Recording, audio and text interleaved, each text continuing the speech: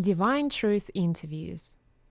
Jesus, Mary, and others are interviewed by members of the media and the public. Jesus is interviewed by Mary Magdalene on the topic of emotions. The interview was held on the 20th of May 2014 in Wilkesdale, Queensland, Australia. This is session 6. Welcome to our frequently asked questions sessions again.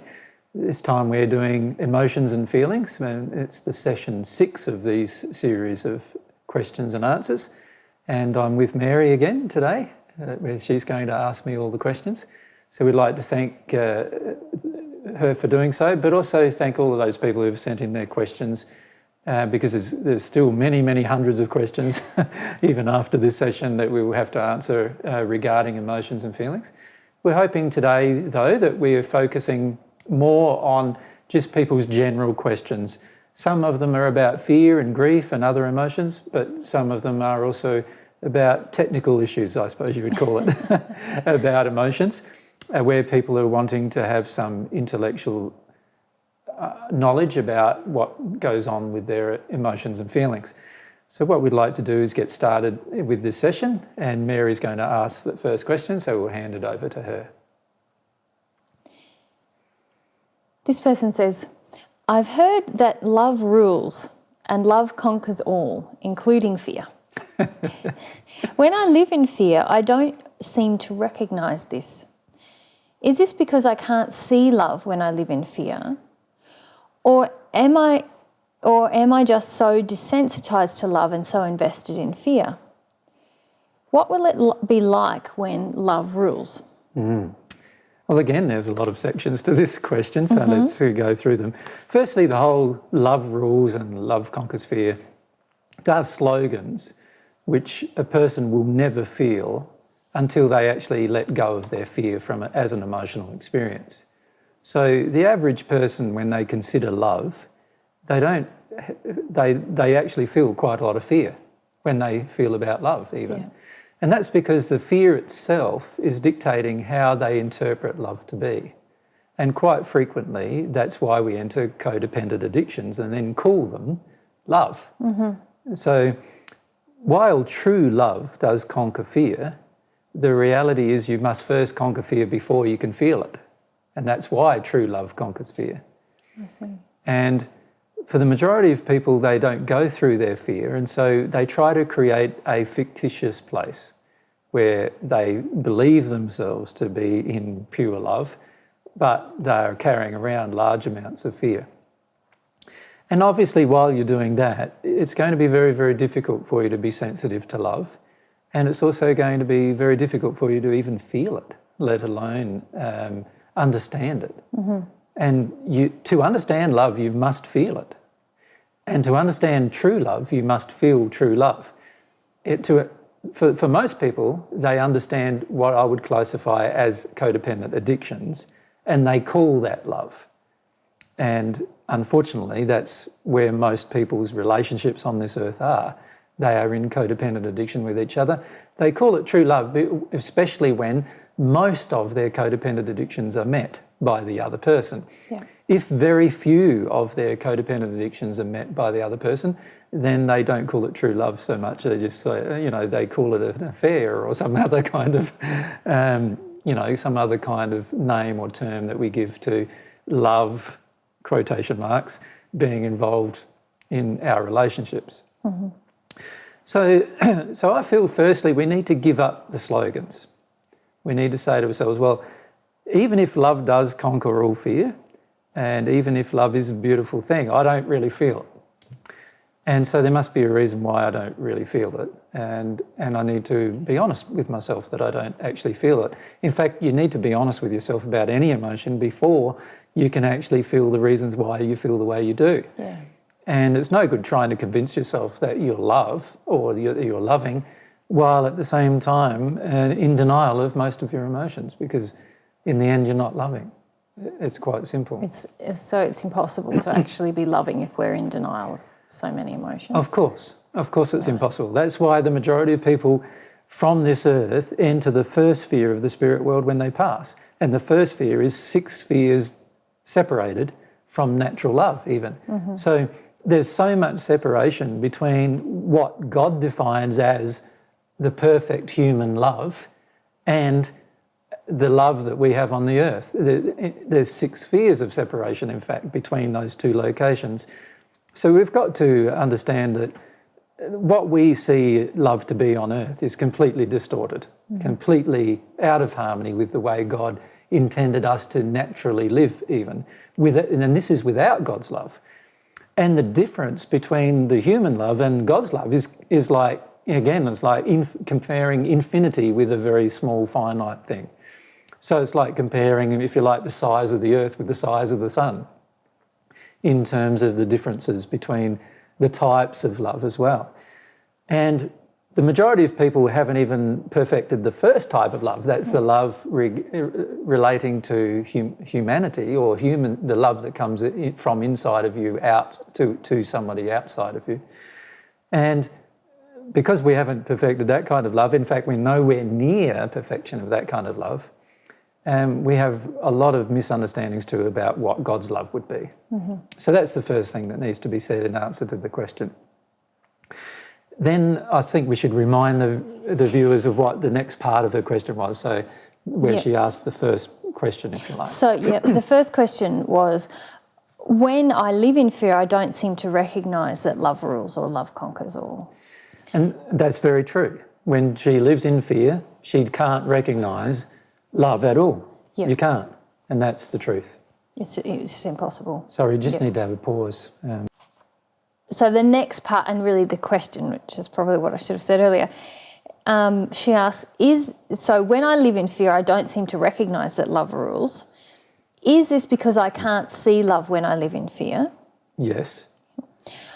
Or am I just so desensitised to love and so invested in fear? Yes. It's not an or. No. It's yes, you're all of those things. Yep. You are desensitised to love completely, and we are desensitised to love because on this earth what we view as love is just codependent addiction. And what is real love we can't recognise at all. So yes, you're completely desensitised to love, but also we have the other problem, and that is that we are so locked into fear. Fear can't see truth. Fear can't see pretty much anything other than fear generally. Unless you feel it and release it, you're never going to see either the truth about love or the truth about anything else. So, of course, fear has a large bearing on what we see or examine love to be, what we feel love is.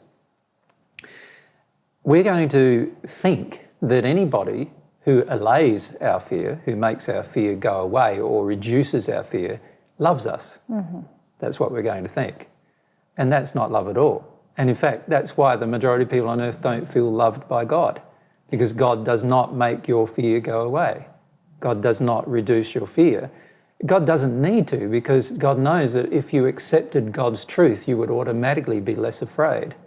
So God's created a universe through which we can be less afraid as long as we accept more truth. That's the proviso. We must accept more truth to be less afraid. We've just gone into darkness because one of our lights have blown, so we'll just fix that up. Sorry about the darkness, we just tried to fix that. That was a light just going off at the time. But to recap, we were just talking about how codependent addictions cause us to believe that love is codependent addictions.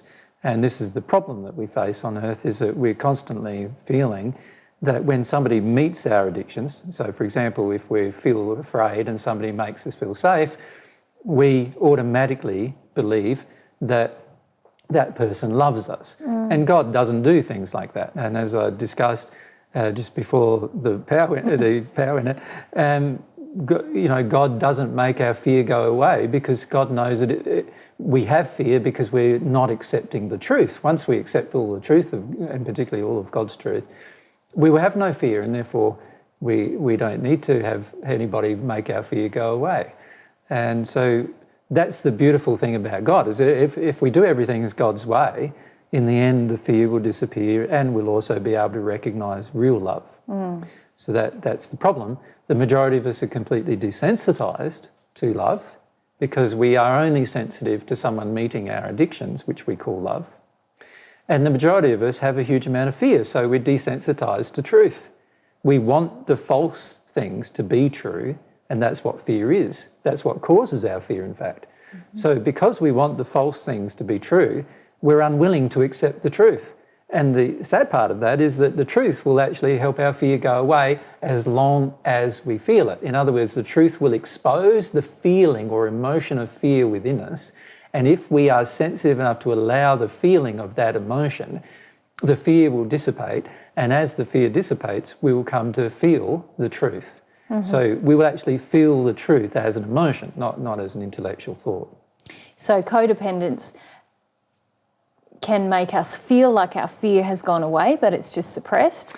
Whereas when we receive God's truth, it exposes our fear, we have the opportunity to release it, and it's gone. Then the fear is gone forever. Gone forever, yes. Yep. Gone forever out of the soul.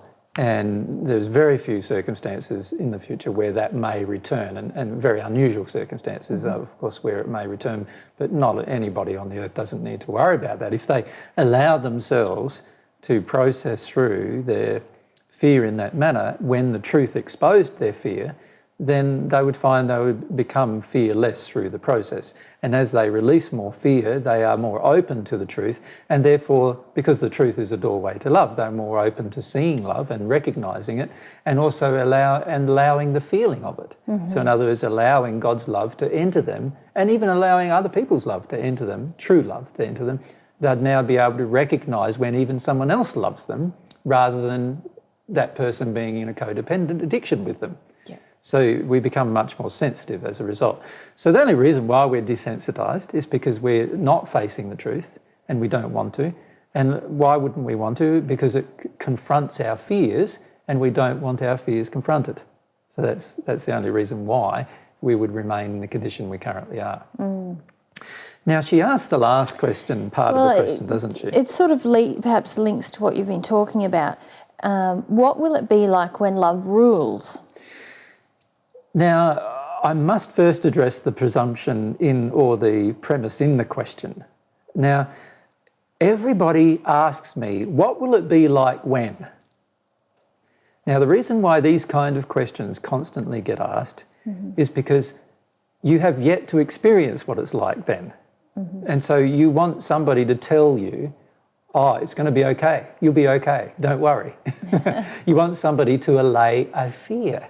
You'd be far better off just feeling, oh, I've got no idea what it's going to be like then, and isn't that a bit scary? Than asking me the question of what is it going to be like then. Does that make sense? Yeah. Now, sometimes when we tell people the truth about what things are going to be like, that gives us hope. And that's what the person here is looking for. They're looking for hope. They're looking for something to hope in that gives them enough desire to want to address their fears and also want to actually start to feel God's love. Now, I feel there are many, many hundreds of things that could be mentioned to help a person have that hope. And I'm not saying that having that hope isn't a bad thing. In fact, it is a good thing. But real faith and real trust in the things that somebody states to you will only occur once you've processed fear, once you've actually gone through the emotion. So it doesn't matter how many things I list of what it will be like once you've dealt with fear. It doesn't matter how many of those things I list, you are still going to remain in fear and therefore not be able to feel anything that I'm saying to you. And it's only by going through the fear that you'll be able to feel any of the good parts about what it feels like to not have fear. And this is the problem with many of these kind of questions. These kind of questions sort of, all they do is feed the intellect, but they don't give you any confidence or make any emotional shifts in you enough to actually have you deal with the actual emotion that's preventing you from having the good experience. And so what I would prefer to see people doing is saying, I'm petrified about what the future might be in any direction, which is probably more like the truth. And even though I'm petrified, I'm going to trust God. And I'm going to trust that, you know, if God is leading me through this process, that God will lead me through the process. And whatever the results are, must be good because God is good. And if I don't feel those things, then I need to feel that God is bad. And I need to go through my emotions about why I feel God is bad for whatever those, and there will be a whole list of emotions there as to why you feel that as well. You can sort of jump ahead with your intellect. And the problem with jumping ahead with the intellect is eventually you convince yourself that you've made emotional shifts that you have not made. Yeah. Now, of course, your law of attraction, the law of attraction will bring to you, through your soul-based projections, will bring to you events demonstrating to you that you haven't actually made a change, right?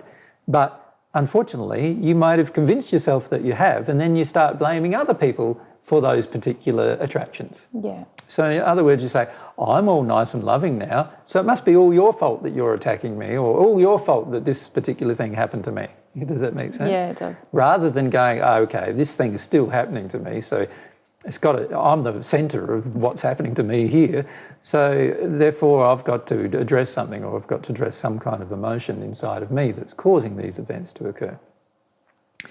And I feel that these kind of questions where people ask me, what will happen when they have not even engaged the when, they haven't tried to engage even feeling fear. And so the question then becomes, well, you're really getting way ahead of yourself here. Yeah. And this is one reason why in the spirit world, very few people ever get told any new truth other than the next one they need to work on. Yes. Because otherwise they get so way ahead of themselves that they can try to convince themselves that they've dealt with a whole heap of things they've never dealt with. Mm-hmm. And I find a lot of people on earth doing that with the divine truth. Mm-hmm. They're trying to convince themselves that they're way, way ahead of where they actually are. Yeah. Yeah. That all being said, obviously, once you've released fear and you've accepted God's truth, which means you've had to be humble to do so, you will start, and you have as long as you have a longing for God's love, you will start to receive God's love. Mm-hmm. Once that occurs, you will have proof that everything will be better as long as you receive God's love. You'll have proof that feeling fear and letting go of fear is to your benefit. Yeah. And you'll have proof that everything I'm talking about with regard to your emotions is true. Until you do those things, you will not have proof. Mm-hmm. And if you search for intellectual proof after intellectual proof before you even go through the experience, the experiment, if you like, with your emotions, then all you're going to do is get nowhere. And this is what most even sixth-sphere spirits do. When they come and talk to us, they're asking me all these questions about emotions and all these different things, just like most people on earth ask. And then I say, do you want to engage the experiment? And they say, no. What's the point? If you don't want to engage the experiment, just be honest and say no. But there's no point in having a further discussion about emotion unless you're willing to engage emotion and understand it. Yeah. Then we can have some further discussions about emotion. Yeah. Then we can talk about what the next step is. So that's what I would encourage people who ask these kind of questions to do. Engage the process, and you'll find yourself asking a lot less questions. Yeah. Because you'll now trust God, you'll now trust the process, you'll know it's true, you'll know it works, and you won't need to be convinced by somebody trying to encourage you and telling you 100 hopeful things to make you feel like it's all going to be okay. Mm-hmm. Mm-hmm. Yeah.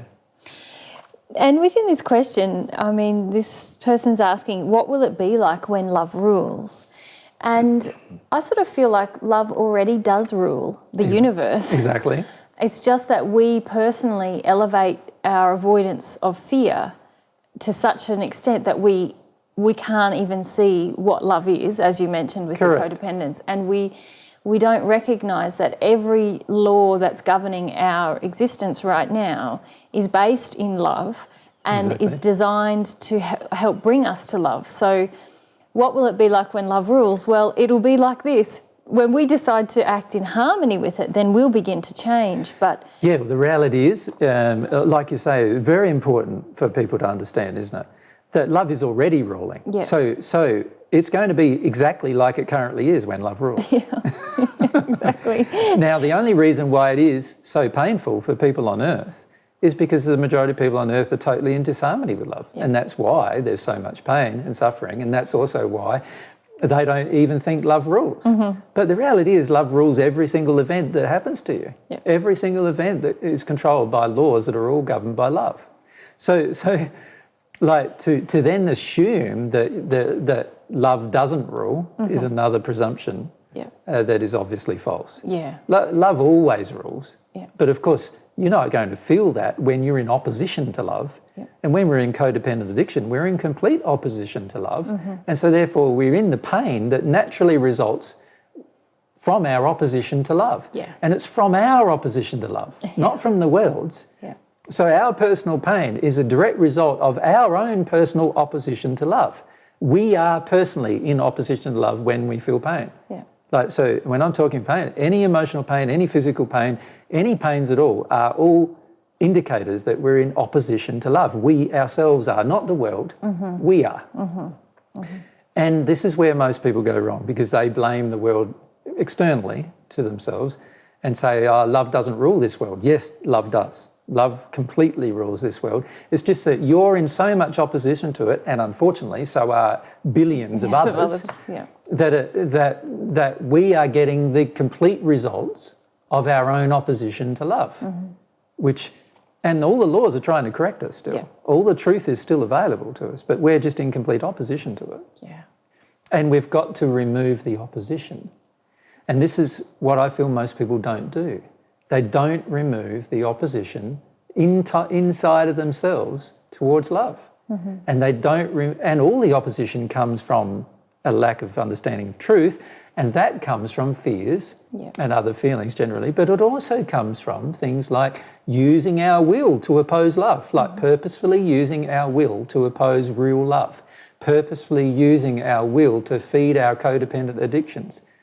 Of course, when we do all of those things, we're not going to think love rules, because the reality is, in our world, we are attempting to rule rather than love, and our condition is so far out of harmony with love that there's going to be so much pain that's attracted to our life as a result. Yeah. That's why it feels to us like love doesn't rule, but it's all of our own creation, and we bear the direct responsibility for that. Yes. Yeah. So there's a lot of misunderstandings and premises in these kind of questions that while I can answer the questions more directly, the whole premise of the question is usually so flawed that there's no much point answering the question directly. Yeah. Okay. Good day. Our next question is from David.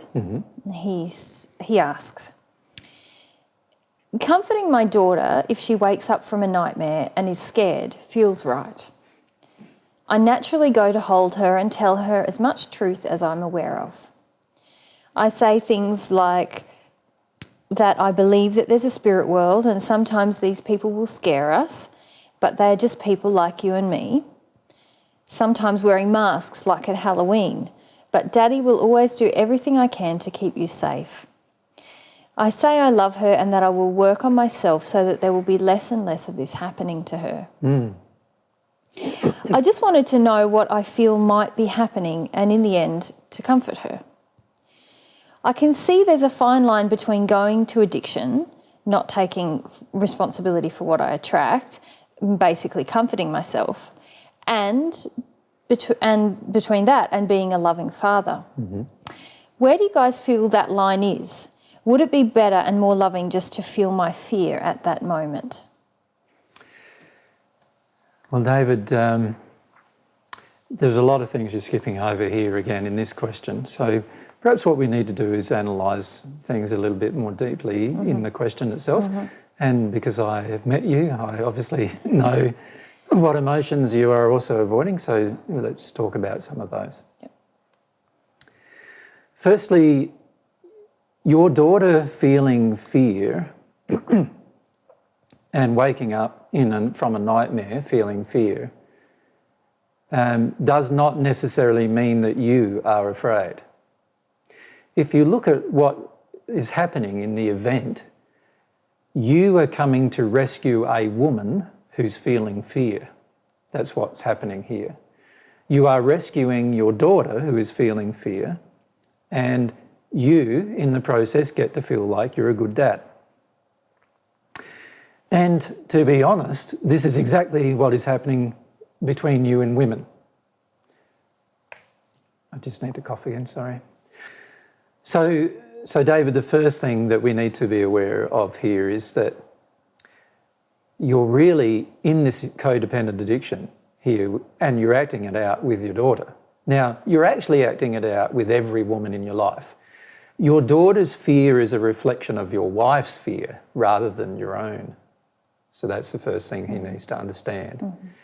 His daughter is waking up terrified because his wife is terrified when she's either asleep or awake. And the daughter waking up terrified is a reflection of her own denied emotional experience.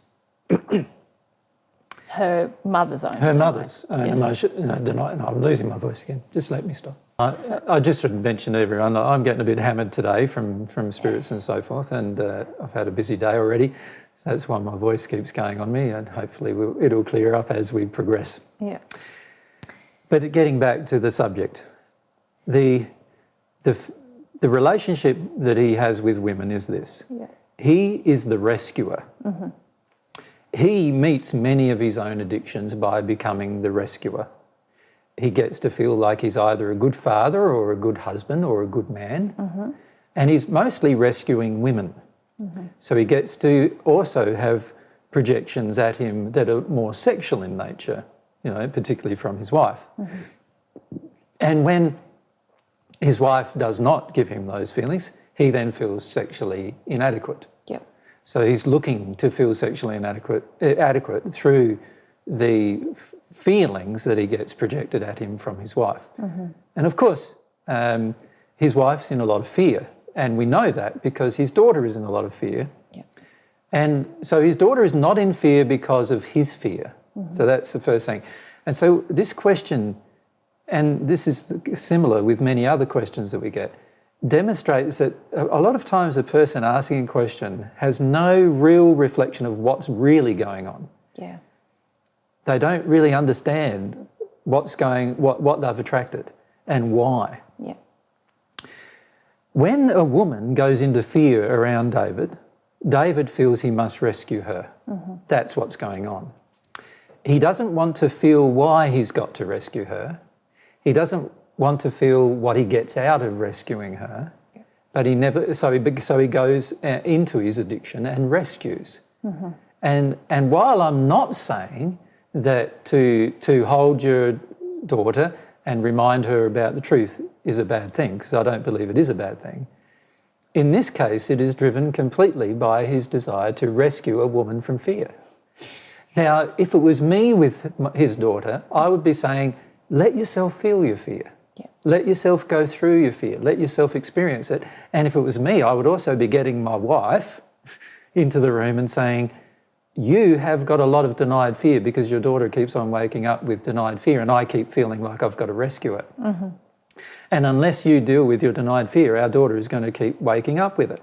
And David doesn't want to do that with his wife because he finds that it's very, very difficult to confront any emotion in his wife without his wife becoming disappointed with him. And as soon as she becomes disappointed with him, he then now feels like an inadequate man. So in other words, he does not stand up for truth in the relationship with his wife, and his wife is in a lot of fear, and his daughter naturally is going to reflect the fear of his wife. Yeah. That's what's really happening. And he, through his own addictions, wants to feed the fear and wants to make it go away and then feels good about himself when he does, but it doesn't make the fear go away. Hence, the daughter will keep on waking up in fear, and that's an indication that his wife keeps on not addressing her own fear. Right? That's what is actually happening in the relationship, and he does not want to address that with his wife. He would rather go and rescue his daughter. And that's what's really going on in this particular question. So just to be clear, David, his little girl's having a nightmare. He goes into the room and he... Yeah, why does he go in and not his wife? Yeah. So that's the first question. Right? And the reality is his wife is not going to make his daughter's fear go away because she is in just as much fear that she denies, and that's what his daughter is actually reflecting. And that's why it's he that goes into the room to try to sort out her fear. Yep. So that's the role he's invested in. He's invested in that role, and so is she, his wife. Yes. Both of them are invested in those roles. She wants the man to make the fear go away. David spends a lot of his life, obviously, making her, his wife's fear go away. And he does whatever his wife suggests is the thing that she wants him to do. And a lot of his life is actually based around pleasing his wife, right? And this is what I would classify as a codependent, addictive relationship. Now, of course, his wife probably doesn't want to hear that. And I don't know if David actually wants to hear that either, but I do. I have met David, so I know that he's quite open to hearing new truths, but I doubt whether he's as open as discussing them with his wife as he is about reflecting upon them himself. And this is where he lacks courage. If a person is truly wanting to resolve this particular issue with the child, they'd have the courage to raise the issue with their wife. And the issue is the wife's unresolved and denial of fear. Yeah. Unresolved fear and denial of fear. Yep. And so to clarify, you're saying that David, basically him going into the room and being with his daughter at that time, he's confusing the issue. He's thinking, she's reflecting my denied fear. Am I not... Well, no, David wants to believe that. That's David right. wants to believe that the daughter is reflecting his denied fear, and she's not. Yeah. She's reflecting the denied fear of his wife, Yep. right? Yep. And he wants to believe that because he gets something out of making the fear go away, personally. There's an addiction involved. But also, if he confronted his wife with her denied fear, she'd probably get angry, and he doesn't want to receive her anger. So he's addicted to not being, he's addicted to having a smooth relationship with his wife, which means that he must make his wife's fear go away as well. Yeah. And so really he's thinking, I need to feel fear, or I need to feel what's really going on for me, is what he's telling himself. That's what he's telling himself. And you're saying that he doesn't really want to know what's going on for himself. No. But if he was to approach this issue in a more loving way, then you're not saying that you're saying that he would then be feeling, here's me in this role again. This is me rescuing a woman from fear. It may not be that he may still go in and be with his daughter But he wouldn't do what he's doing with his daughter either. He wouldn't, the emotion coming out of him wouldn't be, it'd be different. Totally different. The emotion coming out of him towards his daughter would be, I want you to be able to understand that you can cope with your fear. Yeah. You can feel it as an emotion. I want you to be able to go through the experience of it as an emotion. So that's number one. He would be encouraging his daughter to go through the experience of fear rather than telling her a whole heap of things that helps her get away from her fear. Yeah. Does that make sense?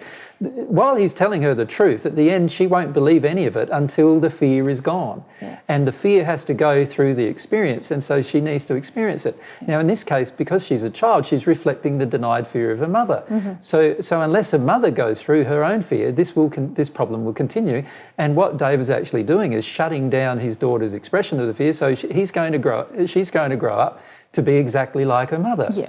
She's going to be denying her own fear and expecting a man to rescue her every time.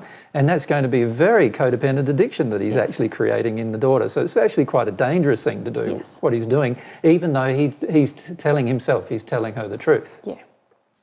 From an emotional perspective, what he's telling her is that she needs a man to rescue her from her fear. That's what he's telling her. And that's a man who loves her, and he's also telling her that you can't cope with fear. You need a man in order to cope with fear. You're not able to do it on your own. You're not able to do it by yourself. That's what he's telling her daughter. And of course, this is exactly what his wife believes. Yes. Right? Yeah. So, and he's not unwilling to confront his wife. So that's the second issue. He's unwilling to confront his wife and her fear. Yeah. And the reason is because whenever his wife's fear is confronted, she gets angry. Yeah. And that's a normal response for most people who have their fear confronted unwillingly. Yeah. And he's afraid of her anger. It doesn't make him feel like a nice man when she's angry all the time. And so he reverts to pandering to her fear as a result. So in addition, his wife is not bearing any responsibility for the daughter's fear. Because David is not telling his wife the truth and his wife refused to acknowledge the truth, She's refusing to see the link between her own denied fear and the daughter's expression of it. And that's very dangerous, for both of them. She is basically now encouraging her daughter to go into fear, basically, through her denied actions, and at the same time encouraging her daughter to need a man to rescue her, which is exactly the addiction that his wife, has with him in their relationship. Yeah. So this is not a very good situation, and I can't agree that the course of action taken is the best course of action. While he is telling her the truth, he's not telling himself the truth, and he's not telling his wife the truth. And of course, he's encouraging the addiction in the daughter. And so this girl child, is going to grow up to be an adult who eventually gets, obviously, with a man at some point, probably in her case, a man in some point. And what's she going to demand of the man? To do exactly what daddy does. And when that man doesn't do what daddy does, what's she going to think of that man? She's going to be angry. Angry. She'll certainly believe he doesn't love her. She'll want to dismiss him and find another man who will take away her fear, who is not necessarily... And she'll call a man who takes away her fear a man who loves her, which is a complete distortion of love. God doesn't take away our fear. God expects us to feel it and experience it. That's what God expects. So he is creating an addictive nightmare for later on in her life, and by not working through his own addictions and also challenging his wife to work through hers. And if I could clarify that with you, you're basically saying that it's important that David and his wife, so the parents of this young girl, actually deal with the codependence in their relationship. Yes. Because when I know sometimes when parents hear things like this, they say, oh, well, it's better to leave them alone then, because then they'll learn that they can deal with fear. When actually, when a child is living in that soup of codependence, the emotional messages they're getting are that they can't deal with fear anyway. So leaving them alone is actually... So the emotional message coming from mum is, to the daughter, is, you can't deal with your own fear, you need a man to help you. That's the feeling she has. She feels that she can't deal with her own fear, she can't deal with her own safety, she can't deal with her own security, she needs a man to do it. Every time the man doesn't do it, she gets angry. Right? That's what she's teaching her child. And that's what David is teaching his child. Yes. It's the same thing. He's teaching it that a man will come to your rescue, will come to a woman's rescue. This is what makes a good man. A good man always comes to the woman's rescue rather than encouraging the woman to feel her own fear. Right? Now, when that child grows up, that's what she's going to believe. And it's going to be complete distortion of love. It's completely the opposite of the way God loves. Completely the opposite. Whereas we can instill in children a confidence in their ability to feel their own fear, can't we? By being with them and having that feeling within us, you're fine. You can do this. You can go through that feeling. I'm here. I love you. You'll be fine. You'll be fine. Just go through the feeling. It doesn't matter what it is, whether there's monsters in the room or there's a bad dream or any of those things. You can go through it. But with a child, you also have to address the other parent. Or yourself. So if it was David who had all this fear, and it's not David who has this fear in the same way that the child has the fear, David doesn't have those kind of fears. His fears are all relating to around pleasing the woman. And that you take that away from him and he's terrified. Like if you take that goal away from him, he'll be terrified. And that's why he has never, ever actually dealt with issues face to face with his wife on these particular subjects, and why he has a temptation to blame himself rather than looking at what's going on for his partner. What else is going on? So you know, we can distort the whole thing. This is the trouble with a mental analytical way of looking at things. We can distort the entire thing and make it completely the opposite thing than what is really going on. And in the process, feed our addictions rather than confronting them. And what David needs to do to confront his addictions is to stop making a woman feel safe. Encourage her instead to go through her emotions of fear. Now, if he does that with his wife, I suggest that she would probably get quite angry. He could even explain to her that you're probably going to get quite angry with me taking this approach. But honestly, you have a lot of fear and I keep on pandering to it. and this has got to stop if we're ever going to grow in our relationship and actually have a loving relationship. My role isn't to make your fear go away, right? And your role isn't to tell me that I'm a great guy for making your fear go away, Yeah. right? We need to have completely different roles that are based more upon love and not codependent addiction. Now, you can attempt to have that kind of conversation, but as you know, we've covered in our Human Relationships Partners series of FAQs, they might not respond at all. And to be honest, there's some questions coming up in the human relationship partner issues where there are times when you might actually have to leave a relationship because the other party doesn't want to deal with any of their emotional addictions at all. But in this case, I'd say both parents don't want to deal with their emotional addictions at all yet, because both parents haven't, and both parents are actually acting out their emotional addictions and are bringing up a child who is eventually going to have exactly the same addictions that they have. Okay, thank you. All right. This next question is from Tim. He says, let's say you get very angry with a particular person. Let's say her name is Megan. I don't know a Megan. You end up walking away from Megan and the situation and go into your bedroom and start smashing the pillow with your tennis racket. Is it helpful and loving to smash the pillow and yell, "Oh, F you, Megan, you effing bitch. How could you do this to me?" I mean, I'm connecting with the anger and yelling at the pillow and talking to it like it was Megan. Let's assume by then Megan is many miles away and therefore cannot hear or see this. Yeah. By doing this, am I still projecting anger at Megan? Yes, of course. And also, you're not understanding you're in complete addiction. The only time you wouldn't be in complete addiction doing this is if Megan was your mother or some other woman from your childhood who had harmed you in your childhood. If Megan is an adult and similar age to yourself, and I'm assuming that's what he's referring to here,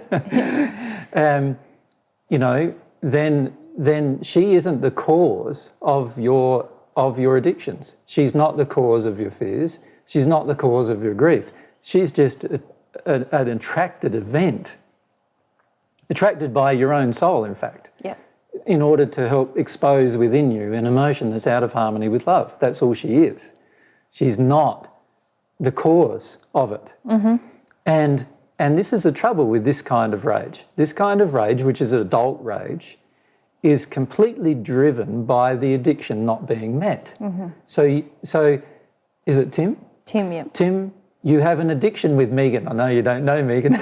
Let's replace Megan with the other woman you're really asking about. You have an addiction with her. You want her to meet certain demands that you have. You want her to do what you want her to do. And when she doesn't do what you want, you now get angry. And the anger is exposing the fact that you have addictions that you're not willing to face and feel. And you don't want to face feel your addictions because underneath those addictions are a whole heap of fears that you don't want to face either.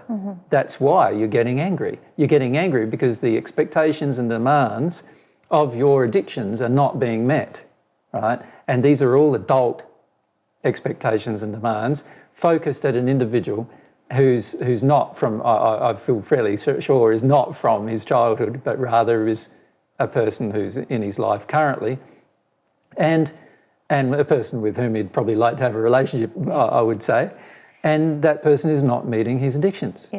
So the real problem is all of this anger is just addiction not being met, and it's damaging. It's going to damage you. It damages her further if she feels it, and it's going to definitely damage any potential relationship you might have with her, and it also is out of harmony with love, because love would demand that you actually have a look at the addiction that drives this anger and rage that you feel. So feel angry, that's okay, feel the anger, because you don't want to stop the feeling, but you need to understand that it's totally because of all of your addictions and false beliefs that you've got this anger. You want this woman to do something for you that she's unwilling to do. Otherwise, you wouldn't be responding in the same way that you currently are. So you're saying feel the anger, but it's far more productive to feel the rage of not having your addictions met rather than feel the rage at the person. Yeah, when he goes and swears in his bedroom, he's not feeling the anger. Like, he's acting out the expectation and demand, and he's blaming her for it. He's not feeling the anger. When you feel the anger, you don't blame the other person for it. No. Like, he's blaming the other person for it. Yep. So this is not the feeling of anger. Yep. This is an addiction not being met, and he's just having a big rebellious tantrum about his addiction not being met. That's all that's happening here. Yep. That's not feeling anger. Feeling anger, you don't need to project it at a person, because it's a feeling that you can feel inside of you, of anger that's inside of you, and you just need to feel that. Yeah. And you'll find when you truly feel that, you'll just feel the frustration, anger. You won't have it directed at anybody when you truly feel that kind of anger. You'll also get closer to what it's about, which is the addiction that you want met, that is not met by the relationship. So what's the addiction? So Tim, you need to find what the addiction you have with the woman that you want to yell and scream, or the man, if it's a man, that you want to yell and scream at. Like, what's the addiction? What is she not doing that you expect her to do, right? That's where you need to start. And once you feel your way through that addiction, you'll feel a whole heap of fears. And for men in relationships with women, there's huge fears, that most men have. They're afraid the woman will run off with another man. They're afraid the woman will run off with another man, from a sexual perspective, but also, they'll run off with another man from a perspective of just wanting some security or some kind of safety or some other thing that this man can't provide. There's all sorts of fears that you might have that you're denying and getting angry about. And those fears are driving your addiction, to have a woman fully engaged with you all the time, fully connected with you all the time, fully wanting you all the time, and also listening to you all the time, and all these other things that you're demanding of this woman, which is just demand. It's not a loving relationship. You don't love her. You're in addiction, codependent addiction with her. And by the sounds, it's not very codependent. She's not that happy with if she. Well, yeah, and I think Tim is trying to make a hypothetical question about what happens when we get angry and how do we. Yeah. Can I also address this issue of asking hypothetical questions? Yeah. Hypothetical questions are not sincere. No. Right? They're not sincere. Ask sincere questions, Tim. These are things that have happened in your life. Be honest about it. Ask sincere questions. Yeah. The fact that you are already distancing yourself from your own life is an indication of how much you do not want to face the fact that these problems exist in your own life. Ask a question that involves your own life and that is truthful, rather than asking a question that you manufacture. Right? Yeah. So it's very important as well. So we're discussing the expression of anger in this question. Can I extend that question a little bit? Sure. I know a lot of women have this idea that they're just angry at men, or, that's probably the group of spirits who are asking me to ask you this question right at this moment, is about, if they're just angry with men, how do they deal with that? From what you're saying, that they shouldn't be just feeling angry with men. Well, they're in their addiction not being met. If they're just angry with men, it's because of an addiction. What's the addiction? They're afraid of men, and getting angry with men makes them feel powerful over men, makes them feel more secure and safe, makes them feel better than men, makes them feel a lot of things that they don't actually feel if they're honest with themselves. So in this case, him getting angry with a woman does the same thing. Yeah. He's just getting angry with a woman, makes him feel better about himself, makes him feel like he's right, makes him feel like she's got the problem and not he, and so forth. It just makes him feel a whole heap of things, none of which are true, right? Yeah. Because he actually has a whole heap of insecurities. And these are all fears. If you're unwilling to look at your fears and feel them, you will revert to this addictive and damaging behaviour. That's the reality. What you need to do instead is feel the past. Feel what's happened in the past. And when I say what's happened in the past, most of the time it's what's happened in your childhood and formative years, or what's happened through very painful events in your life. So for example, if you were 15 or 20 or 25 and you were raped, obviously that's going to be a painful event. And there's certain fears that came up as from that painful event. And there must have been a predisposition inside of your soul of emotion that has come from your family for that event to have occurred. So in other words, your mother probably was afraid of being raped or might have been raped or abused. Your father might have been a rapist or a child molester or a person who looks down upon women and doesn't really care very much for her or so forth. Or a man who basically feels that women need him sexually in order to survive. And these are all emotions that came from your childhood. What you need to do instead of projecting them at the current relationship is to delve back into the past and see the causes of them. That is the only way to deal with why you're angry. You're not angry because of the event, you're angry because of past events, and now you feel justified in your anger, and you feel your anger is powerful, and you feel your anger is good, and you feel your anger is more preferable than your fear, and so forth, and that's why you revert to your anger.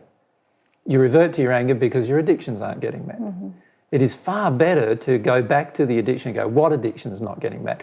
And each addiction covers a fear. So what's the fear that I have here? Right? And a lot of times when we've been harmed, the fear is that we deserved it, and you were told that we deserved it as a child, we got harmed further as an adult, we were told we deserved it then, and after a while we feel we deserve it, then we get rebellious against feeling that feeling, and then we go into these other, rageful places, rebellion places, tantrum places.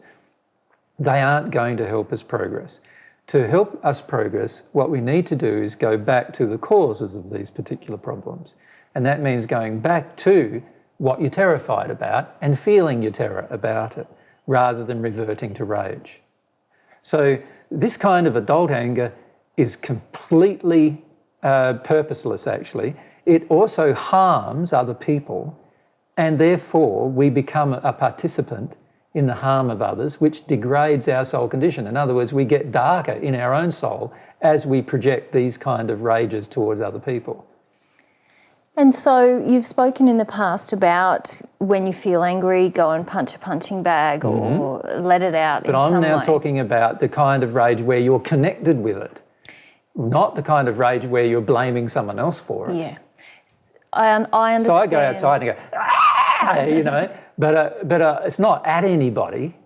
It's just a feeling of frustration inside of me that's built up to the point of rage, and then I just release it. Yeah. Then I feel, well, what am I frustrated about? That's what it's about. I just wanted this to happen, or there's my addiction. I just wanted this to happen, or I wanted that to happen and it didn't happen. What is it about? Yeah. And now I can start to analyse, this is all about this emotion or that emotion. I'm not open to feeling it, obviously. So I can pray about developing a desire to be open to feeling that particular emotion or that particular fear that I'm trying to resist, so that I don't get angry in the future. And once I work my way through that emotion and receive God's love about that situation, I won't get angry in the future from the same event. And that's proof that I've finished. Yeah. That's proof that I've done the job Yeah. of releasing the real cause of this problem. Yeah. Yeah. So when we keep on getting angry with the same person over and over again and keep on getting frustrated, it's not a lack of love in them that causes that. It's a lack of love in ourselves Yes. that causes that. Yeah. And that's what we need to focus on and address. Our next question is from Deirdre. Sure. She says, can you still experience grief if you don't experience any fear? I've only experienced fear, shaking legs, twice, yet I've been emotional, that is crying, a lot more than twice.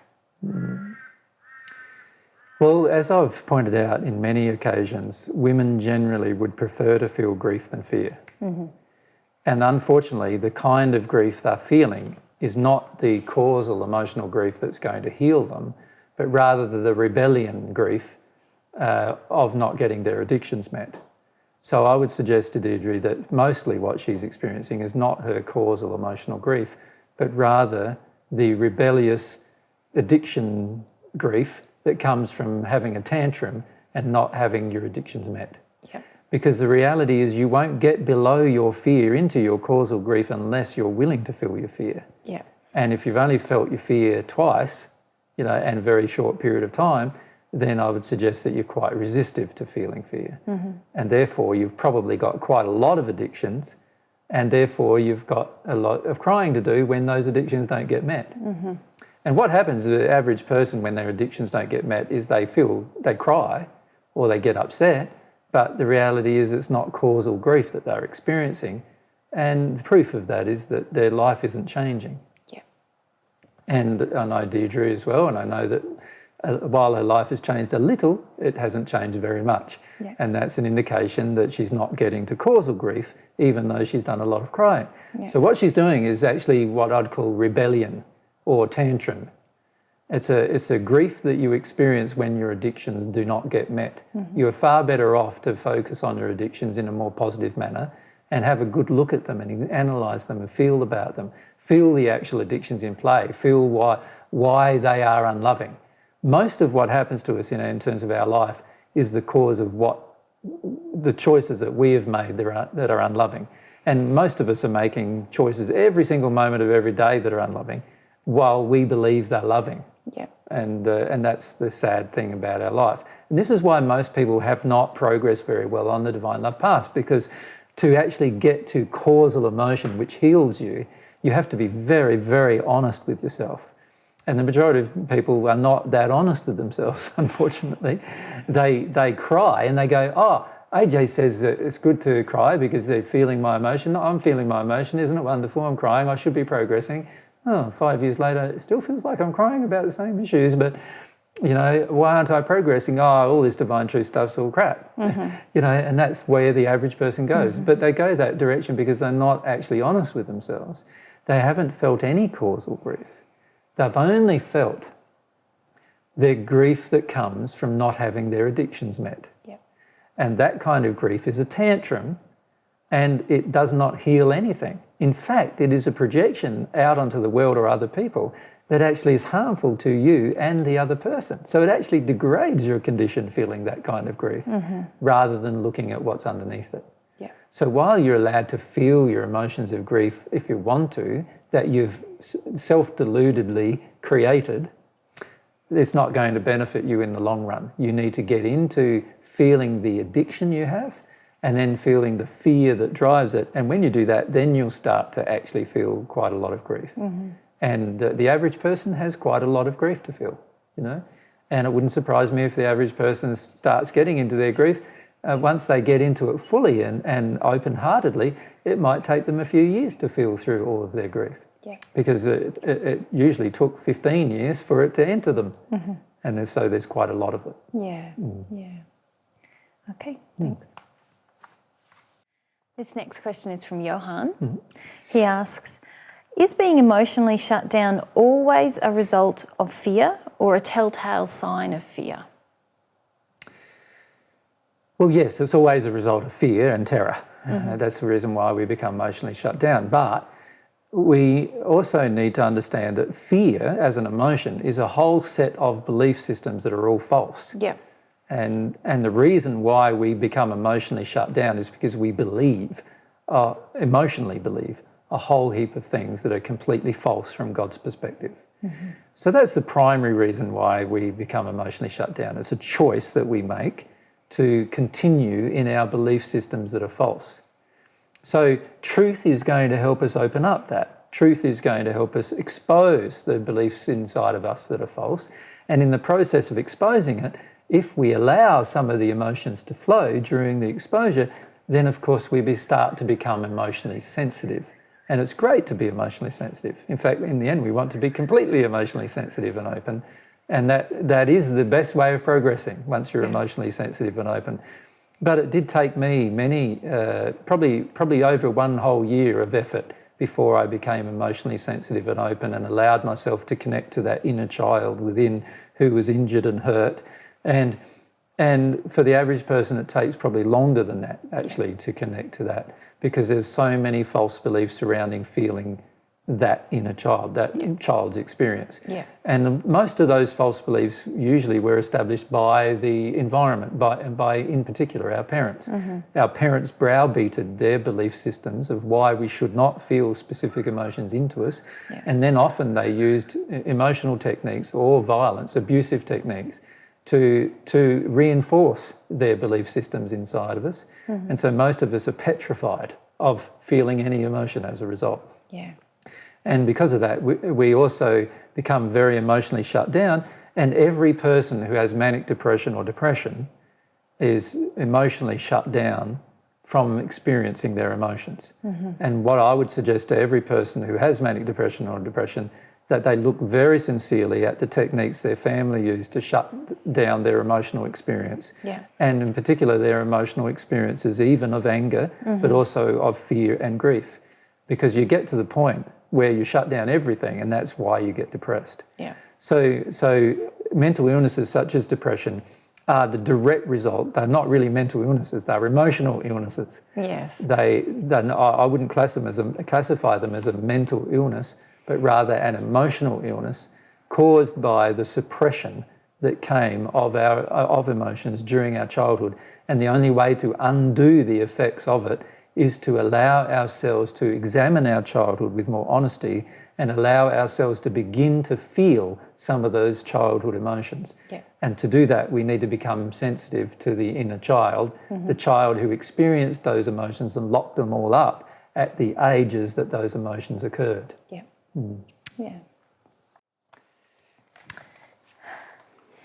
I've had more struggle with self-harm lately than I've had in the last few years.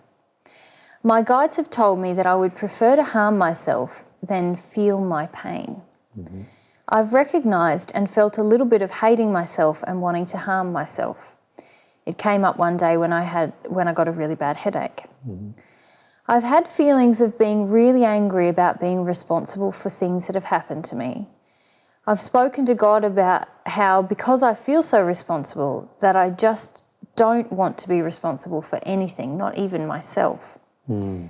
But I still can't feel why I hate myself so much, and I don't understand why I would want to destroy myself. Well, firstly, I'd like to say to this lady that, yes, your guides are correct. I'm assuming, again, it's a lady, I'm not sure. I don't have a gender here. But your guides are correct. You would rather harm yourself than feel the real feelings that are going on within you. And if you look at more sincerely at what the guides have actually said, even though I don't think it's actually included here, but the feeling I have from the guides is that they've actually said more to her than that. Yeah. They said to her that you'd rather harm yourself than feel your own pain. However, they also were trying to say to her why she would rather harm herself than feel her own pain. Yeah. Which is all about how she has been sort of abused in her childhood and in her life. Yeah. It's all about the fact that she's been taught to prefer to harm herself than to feel the harm that was perpetrated by her parents towards her. Yeah. And she was taught emotionally by her parents to do that. She was taught to accept the blame for everything that happened to her. And in fact, the rest of her question demonstrates that. Yes. That she has been taught that and that she thinks she now has to accept the blame for everything. Yeah. You don't have to accept the blame for everything. You only need to accept the blame for things that you actually did that were your fault. And when you're a child, very little of what you actually did was your fault, even though your parents suggested or blamed you or emotionally told you or physically through punishment told you that it was your fault. So what she would rather do is she'd rather punish herself because that's what she was taught to do by her parents.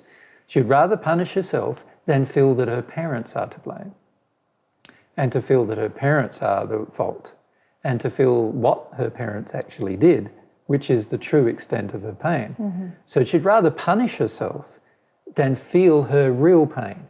Now, this will go on forever. It can go on for a long period of time until you stop doing it to yourself. Yeah. You need to come to terms with the fact that you did not create this childhood pain, no matter what you did. Yeah. You did not create this childhood pain. A child, by nature, automatically experiences all of its emotions without needing assistance. If the child has emotions suppressed, which is what the parents generally do with the child, then the child accumulates pain. So all of the accumulated pain inside of you is not the result of your own fault. It's not all your own choices. It's the result of, or the fault of, the choices of your parents. Yeah. And unless you face that fact, you will never get out of this cycle of blaming yourself. So this is where most of her effort needs to be directed. Yeah. She needs to direct the effort towards dealing with the feelings associated with how she was attacked and suppressed by her parents, Yeah. rather than blaming herself for everything that goes wrong in her life. Yeah. Now, of course, she now is in rebellion about even taking any responsibility For anything. for anything. Yeah.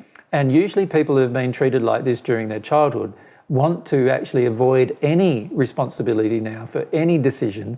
They want to avoid any responsibility for self-care. They want to avoid any responsibility for determining what they do with the rest of their life. They want the government or somebody else to look after them. Yeah. They refuse to do any work to look after themselves. And that's all the rebellious emotion, the anger-based emotion, Yeah. avoiding the fear associated with the childhood experience of grief. So this is the problem that she faces.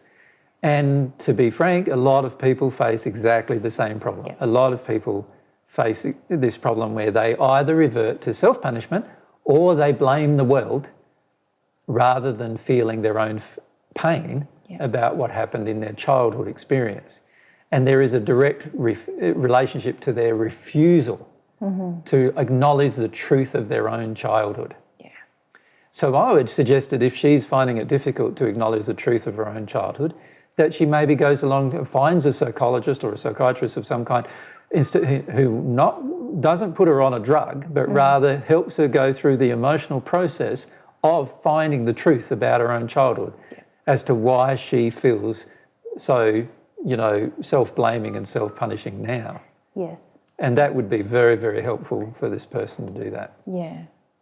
And the last part of her question, she says, I can't feel why I hate myself so much, and I don't understand why I would want to destroy myself.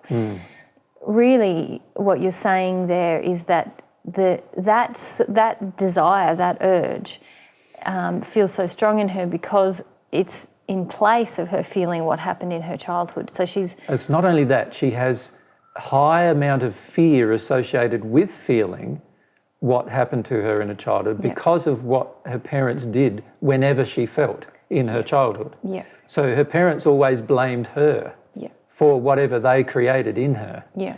And so as a result, she has learned the only way to get the approval of her parents is to continue to blame herself. And so she does that automatically. Of course, it's a spiral that goes out of control eventually and usually causes even suicide. And it is an angry spiral, really. It's an anger directed towards oneself, which is a repeating of the anger that the parents directed towards you. Yeah. If you allow yourself to feel the level of anger and rage that your parents directed at you, you will find that they were the causes of this suppression and also the causes of this learned behaviour. Once you go through those emotions, you will not want to harm yourself, but rather you'll probably feel like harming your parents, which is progress in a direction, not the solution. No. But it is progress in the sense that you are at least now assigning responsibility of this harm to the people who created it. Right? You need to also progress beyond that point and go through the emotions involved, the painful emotions involved of their creation, and get to forgive them. That's when you will be completely free of the actual things that they did. But while you blame yourself, you're avoiding that entire process. Yeah. So psychologically, while you blame yourself, you let yourself off the hook of blaming the person who actually created the problem. Yeah. And unfortunately, you then get into this place where you become exhausted blaming yourself, and then you feel like just exiting life. Yeah. And honestly, every person who exits life and arrives in the spirit world with these emotions feels exactly the same emotions even in the spirit world. So the whole the suicidal death is pointless. Yeah. Instead, you would be far better off allowing yourself to go through the process of actually feeling the pain associated with the childhood experience. Now, if you're finding it difficult to connect with the pain associated with the childhood experience and identify the pain associated with the childhood experience, then my suggestion is to get some professional help to help you identify and see the pain of your childhood experience. And even if that professional help doesn't help you go through it emotionally, you at least can identify it and then go through the emotions yourself. Yeah. Yeah. Great. Next question is from Linda. She asks, why do I want to torture myself by not dealing with the true causes of physical pain? Sometimes I feel like saying, I don't know. Why do you want to torture yourself? Well, honestly, I can probably say for Linda, because I know Linda, why she wants to torture herself rather than feel the true causes of her physical pain. Because she feels the emotions, which are the true cause of her physical pain, are too hard to feel, and she would prefer to torture herself than feel them. Yeah. And that's sad. Yeah. Like, the fact is that many of us are so afraid of dealing with emotional pain that we'd rather harm ourselves further physically than deal with our emotional pain. Many of us would rather have cancer and die than deal with our emotional pain. And it is emotions that cause cancer. So, you know, that's a direct correlation between many of these diseases that we eventually get and also finish up dying from to our avoidance of the actual emotional pain that creates them. Now, to reverse this is the real question that Linda's asking. How do I reverse this problem?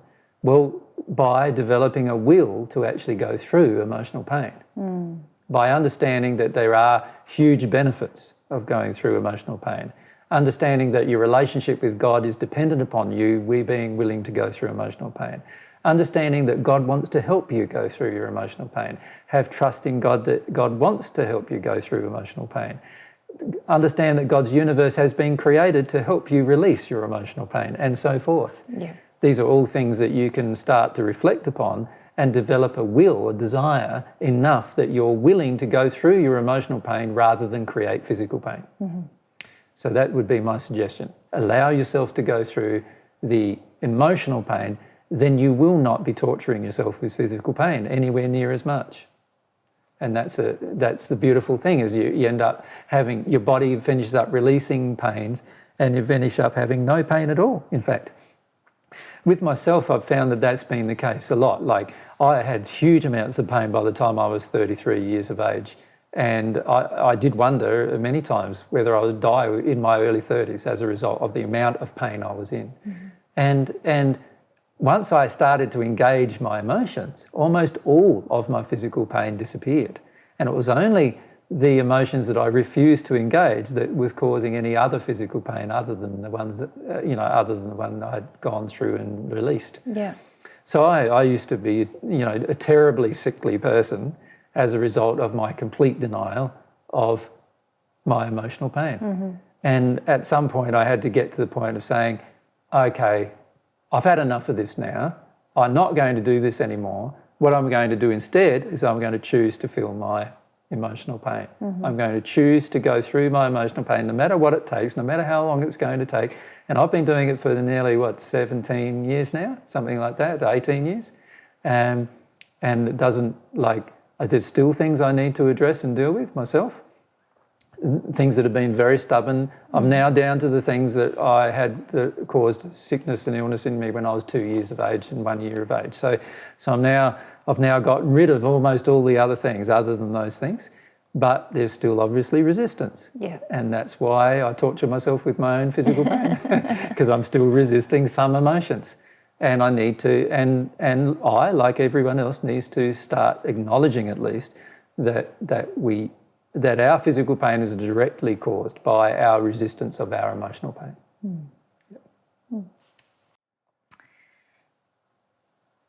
The common feeling within me is, will I ever get out of the tears?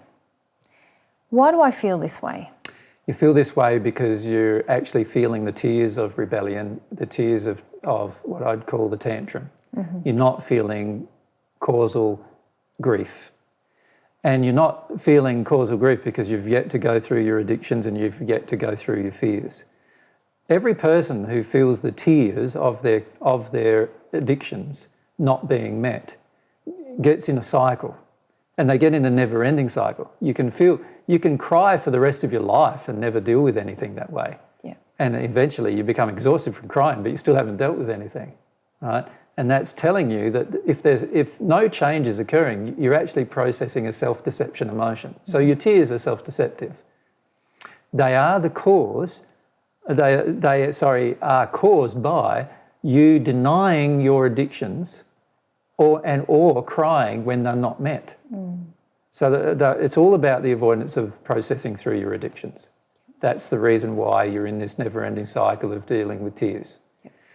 A person who is truly progressing does not do this. A person who truly progresses sees that the tears are the direct result of their own false beliefs, their own fears, and the direct result of them wanting their addictions met from, their false beliefs.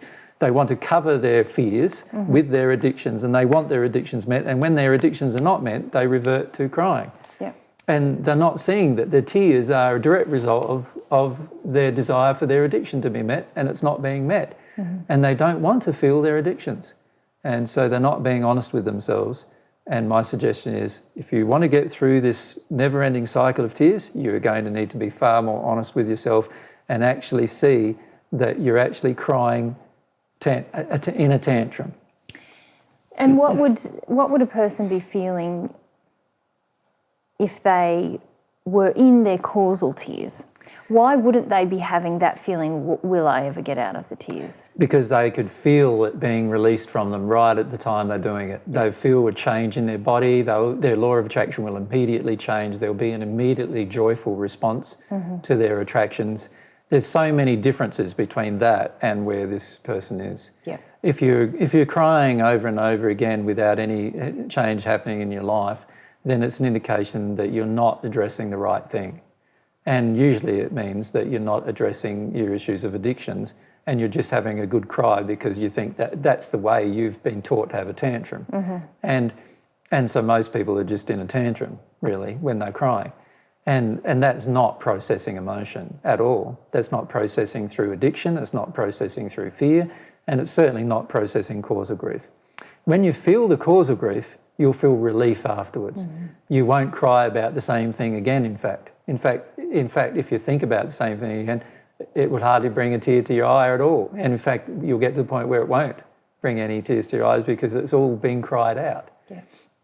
You can remember the same events and you won't cry about them anymore. The same events will not happen to you again either, by the way. So in other words, you won't attract the same events anymore. Your attractions will be very different. You'll attract different people into your life. The old people will probably leave your life, many of them, because they will probably remain in their own addictions for a while.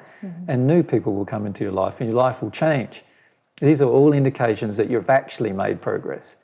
If these things don't happen and you're just going around in a cycle, then you're not actually making progress at all, right? You're just going over and over and over and over the same old thing. And the same old thing is you have addictions that you don't want to face, and whenever you don't get them met, you want to have a good cry about it as if the world's going to respond to your tears. Yeah. And the world won't respond to your tears in addiction.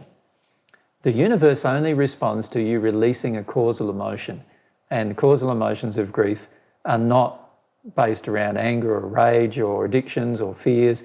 They're all much, much deeper than that. And we need to get into those if we really want to have a change in our day-to-day life.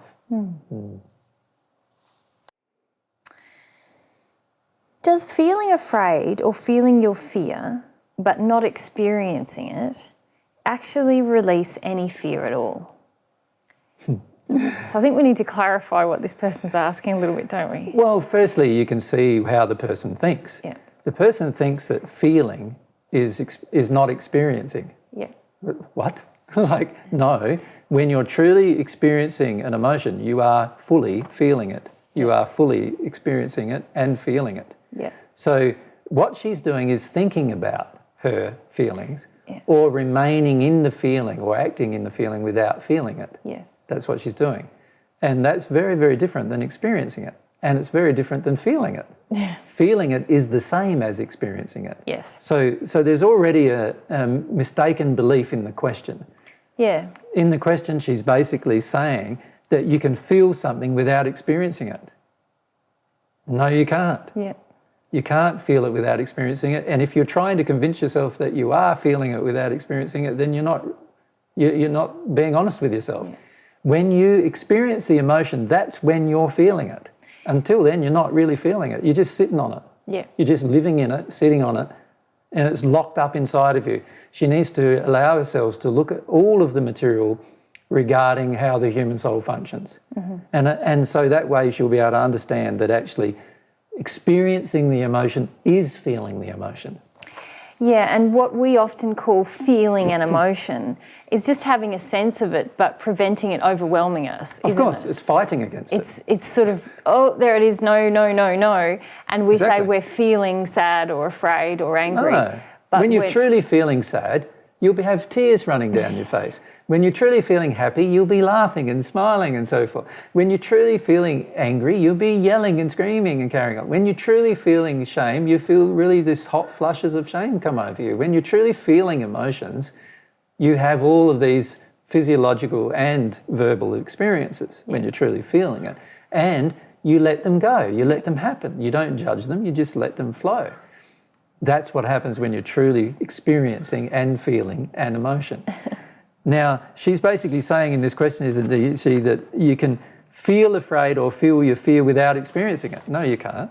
You're just sitting on it. You're avoiding it. You're avoiding your fear. You're avoiding feeling afraid. You're running away from it. You're trying to suppress it. You're trying to resist it. That's what you're trying to do. So look at all of that material on how the human soul functions about resistance, suppression, and this kind of stuff about how one emotion, a good emotion can't enter you unless a bad one leaves you, and all these principles she needs to understand.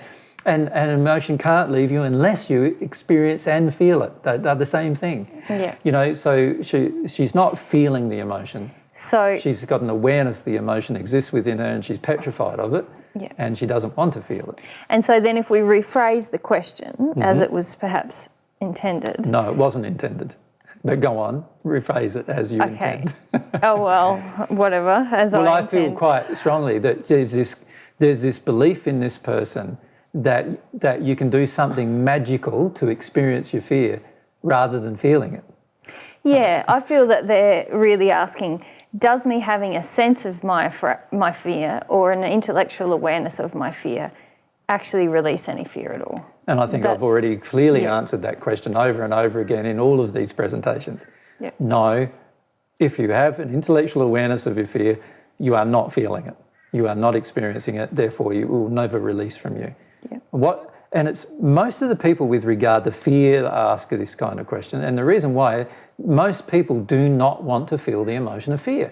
The emotion of fear is an uncomfortable emotion to feel. It is. It's one of the worst emotions to feel. Mind you, there are other emotions that can be just as bad to feel, like sexual shame, for example, is a pretty hard emotion to feel too. There are some emotions, though, that are just more difficult to feel than others because of their power, how strong they are. And fear or terror is one of those emotions. But the answer is still the same. It's just an emotion that you can feel. God designed your soul to feel it. There is no single emotion you could ever feel that's going to damage your soul. What damages your soul and what damages you psychologically is not feeling. That's what damages you. That's what your attempts to shut down and keep under control your emotions is what damages you. It's not the expression of these emotions, the feeling of these emotions that damages you. It's the suppression and the resistance to the emotion that damages you. And this is why I recommend this person has a good look at how the human soul functions and looks at all of that material that we've presented as FAQs. I think a lot of us want, because of the nature of fear, because, as you said, it feels unpleasant, because most people, especially women, have never had the experience of being overwhelmed by fear their entire life. Yeah. And then others and are then- fear junkies, like men. Some men are fear junkies and they can't handle grief. It just depends on what we've been brought up with as to what kinds of emotions we generally don't handle. Yeah. So because of that, then a lot of times, because of the nature of fear, a lot of people then want to say, oh, but I think I felt a little bit of that. Did that help? Because, and that's just a symptom of the fear, isn't it? It's the feeling of when faced with the truth that we're going to have to feel this to get it out of us. A lot of us then go, oh, hang on, I had a little sense of it. Did that help? And really... And if you're asking, did it help? It didn't help. Yeah, because you know. I feel that's what this person's asking. Yeah. You know when you go through a causal emotion of fear or grief or some other related causal emotion, there is a sense of relief and peace afterwards. And when you ask for God's love to enter you, at that time, just you get God's love enter you, and it's just such a peaceful place that you know you've done something different. Yeah. You know for certain. You don't need to ask anybody. You'll know for yourself that you've done it. And probably many times for the first time you notice, when you first begin this process and you have that one experience. It's getting to the point of having that one experience.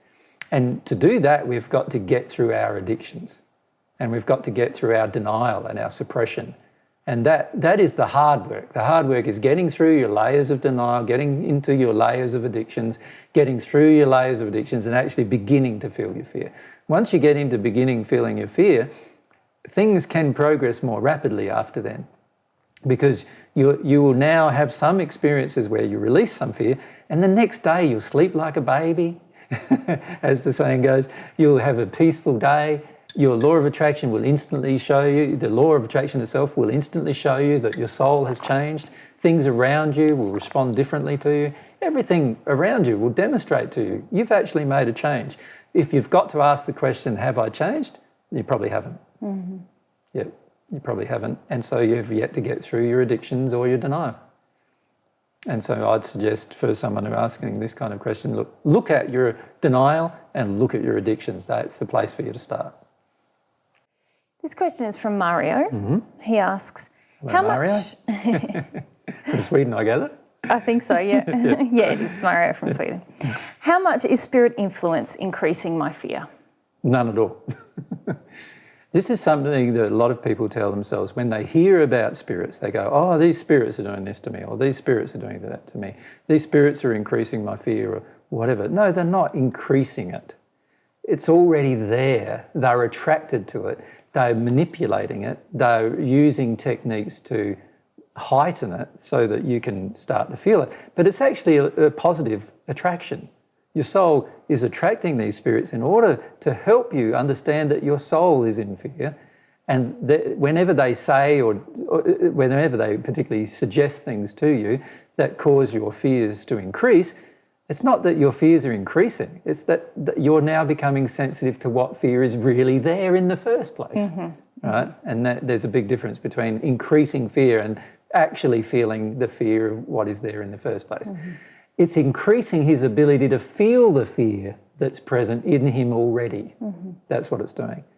And it's a loving process, because that's what he needs to do. He needs to allow himself to feel the fear that's already there in the first place.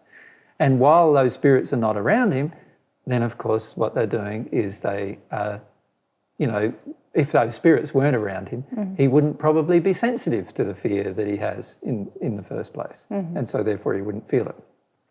There's another aspect to his question though, and that is that if we have spirits around us and we are not feeling our fear, they manipulate us by using our fear to do other things, or to believe other things, or turn us into anger, right? And spirits do this very easily, because what they do is they find the injury in our soul, which is quite apparent to them because they can see the colours of the injury. And then what they do is they try to manufacture events around us or suggest words to us that we're sensitive to responding to, because we're open in this regard to that particular problem. And so what they do is they suggest things to us or make things happen around us that cause us to act in harmony with our fear. In other words, do what our fear dictates, or to be more specific, do what our addictions dictate to suppress our fear. And this is one major way in which spirits gain control of a person on earth. What they do is they use the person's desire to meet their own addictions the person on earth, to meet their own addictions. Most people on earth have a desire inside of themselves to meet their own addictions. And so these spirits use that desire of the person to meet their own addictions to meet the addictions of the spirits as well. Right? And of course, they'll be very attracted to a person who's willing to go along with that. Right? And they'll get very angry with a person who is not willing to go along with that. And most people on earth are very afraid of anger and very afraid of attack. And so they'll do almost anything a spirit suggests as a result. But that's not the spirit increasing their fear. The spirit is exposing their fear. So that's how we need to see it. So my suggestion to you, Mario, is that if you think a spirit is increasing your fear, that is not true. The spirits are exposing the true level of fear that exists within you. And that's what you need to be aware of. And that is a loving thing. It's a loving provision if you think about it. How else would you feel this level of fear without somebody exposing it? You need to let yourself feel it so that you can release it. So, like, I've had tremendous amounts of fear inside of myself. And so frequently I've been surrounded by spirits who are trying to increase the level of fear that's inside of me. And I've allowed them to do so that I can go through the experience and feel my fear properly and release it. And it's helped me release a lot of emotions that way. So just because you get attacked by a group of spirits or attacked by people on earth, it doesn't necessarily mean that it's an unloving thing towards yourself. It just depends on how you respond to it. You can respond to it in such a way that it actually helps you. And many of the spirits who have been trying to stop me from teaching divine truth on the planet over the past few years in particular have actually helped me work through emotions that I would have otherwise been resistive to addressing. Why do I like alcohol and drugs so much to make me happy? Very simple answer is because they meet your addictions, your emotional addictions, not just your physical ones. So what happens with alcohol and drugs and other substances is that they are a pretty flawless way of meeting addictions in the sense that there's no people involved and you're not having to manipulate another person to get the addiction met generally. A substance meets it instead. So most people turn to substance abuse in order to calm down certain fear-based emotions within themselves. And so what they do is that there are emotional addictions they have, and they find that the substance best meets their emotional addiction. It makes them feel happy, like they say. They want to feel happy. And for people who turn to substance abuse, it's very rare that a person makes them feel happy. And so what they do is they turn to physical things to make them feel happy. So that might be food or drugs or alcohol. It can be just things that are classified on this planet as normal, like, watching television, playing video games and other things like that too. It can be very simple things that are physical in nature, that don't involve people, that help you avoid the emotions that do involve people. So usually a lot of these emotions are the emotions revolving around people. When we turn to substance abuse, it usually means we have trouble interacting with people, and we need the substances in order to interact with people. And that's an indication that during our childhood we've got issues with regard to one or both parents that we need to allow ourselves to feel. And there's usually a lot of grief associated with those particular feelings and a lot of fear associated with them. And we use these addictions to suppress those emotions. So that's why alcohol and drugs make you feel happy. Once you get to the stage where you want to feel your emotional addictions and you want to feel the damage that was done to you during your childhood, you will find that alcohol and drugs won't make you happy at all. In fact, you'll find your body and you will feel them as very toxic to yourself, and you will no longer wish to take them, actually. So that's how you release the addictions to substances, by actually going in or delving into the emotional addictions that drive the addiction to the substance, and allow yourself to work your way through those emotional addictions. Now, of course, with alcohol and drugs and other substances, there are many sorts of emotional addictions that drive us to substance abuse. And it would be best if we were, we can answer individual questions about what particular emotion in the person drives them to that particular substance. Yeah.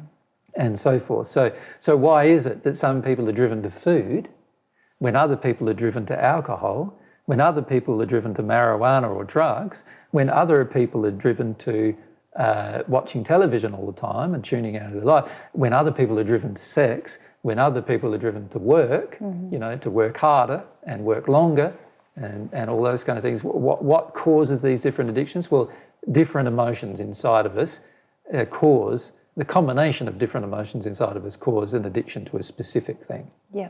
And in each case, it's quite different. So, we can't generalise those particular things because in each person, the addiction to a specific substance is caused by a combination of emotions inside of themselves and a combination of their current belief systems that need to be addressed. If you're addicted to a substance, my suggestion is always go to get some psychological help from a person who understands emotion and understands what it is underneath the thing that's driving the addiction. Yep. Yep. Great. How do we address any emotion without going into a facade? Well, we need to understand the emotions that drive the need for a facade. So if you examine the emotions that drive a need for a facade, you will find that it's all about pleasing other people, making other people feel that they like you or that they agree, or that, making other people feel that they agree with you, that you're right, or some other such emotions. So they're all about what you want from other people. Facade is driven by what you want from other people in return.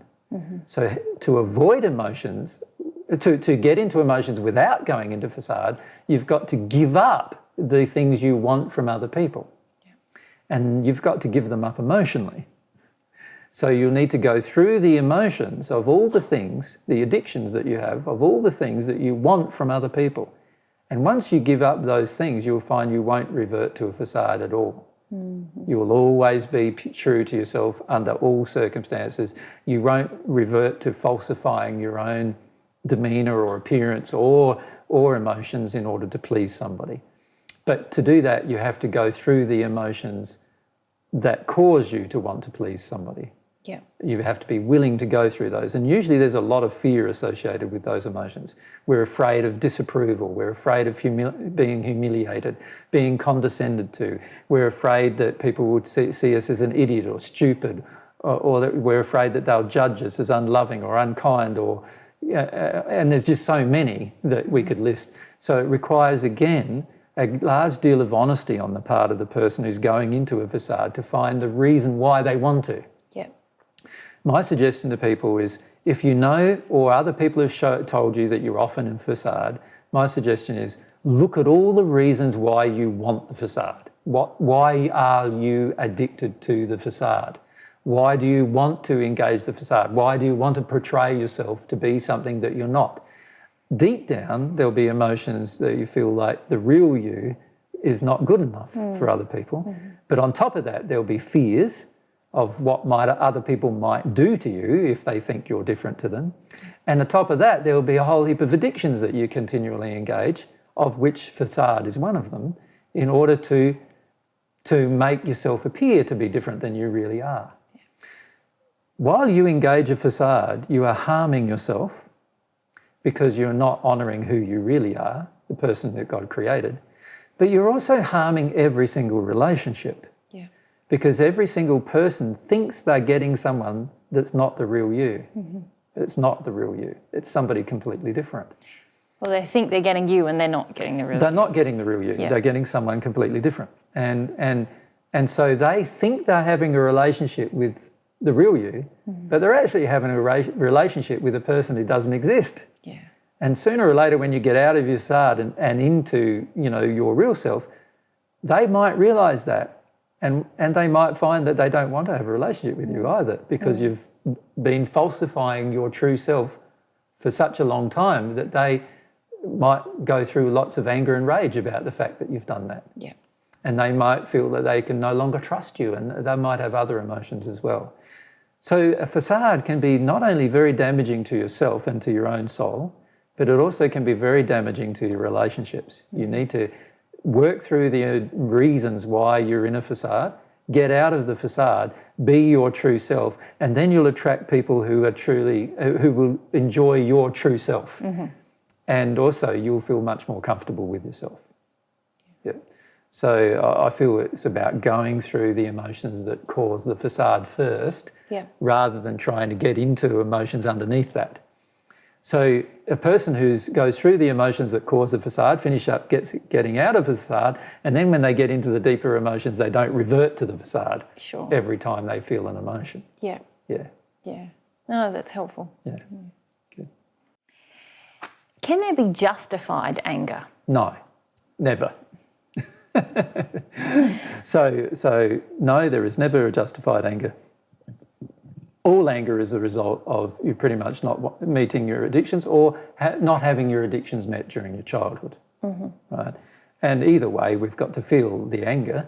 Yeah. We've got to feel it, but we need to get under the anger and into what the fears and that drive the addictions are. And it's never justifiable to be angry, even if someone's harming someone else or someone's harming your children or any of these particular things. Anger is never justified from God's perspective. Mm-hmm. Anger is always harmful, and it's a direct result of you having some fear-based beliefs. So it's always the avoidance of a deeper emotion? It's always the avoidance of deeper fear. Yeah. Always. And you're always avoiding something when you revert to anger. Yeah. So from God's perspective, there is there's no reason for you to get to be angry, so therefore there is never a justified anger. Yeah. You will get to the point once you become at one with God that you will never get angry, in fact. Mm-hmm. And so you will never justify it because you never get angry anyway. Yeah. And you never get angry in that state because you're in a state of love. But not only that, more importantly, you're in a state of truth. And when you honour the truth and then you feel the truth in you, you never get angry after that. So in between now and that time, you may get angry, but it's not justified. Yeah. Is it true that we must feel it's justified in order to get angry? Like we have a false belief that it is justified, or we can be angry and not really feel that it's justified? True. Yeah. And the reality is we can be angry and not feel it's justified. Yeah. Where we could feel, this anger is in me, I need to let it out. I need to go and bash something and, yell and scream or whatever, let this anger out.